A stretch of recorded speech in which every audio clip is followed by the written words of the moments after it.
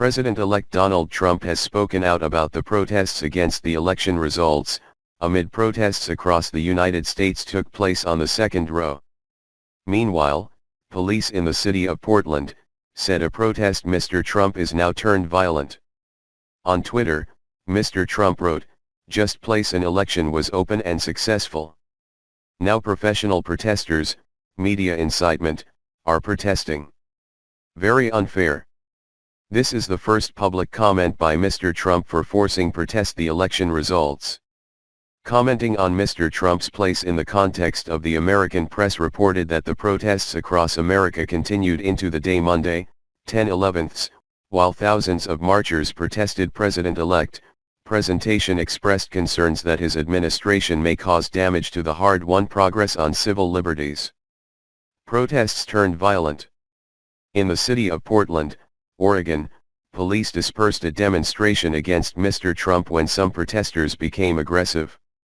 Several people were arrested when demonstrators smashed windows of businesses and caused a fire in a trash can.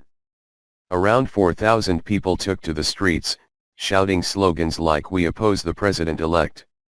Security has been tightened in two buildings of billionaire real estate in Washington and in New York City, which has become the hotspot demonstrations and fourth night, after his surprise defeat Trump Democrat Hillary Clinton player in the presidential election. The protesters arrived near the building shouted slogans such as "Love Trump's hate," roughly translated, "Love conquers hatred," a phrase Clinton used during the election campaign. About 100 young protesters have gathered outside the White House, where his new Trump first meeting with outgoing President Barack Obama, and marched to the foot of his Trump International Hotel Trump, recently inaugurated Pennsylvania Avenue. In New York City, where 15 people were arrested Wednesday night, CNN reported that about 5,000 protesters gathered at the Trump Tower, with the participation of the singer Lady Gaga. White House spokesman Josh Earnest said the president supports the right of protesters to express their views peacefully. Before that, on the night of 9/11, tens of thousands took to the streets in more than 12 major cities in the U.S. to protest the election results.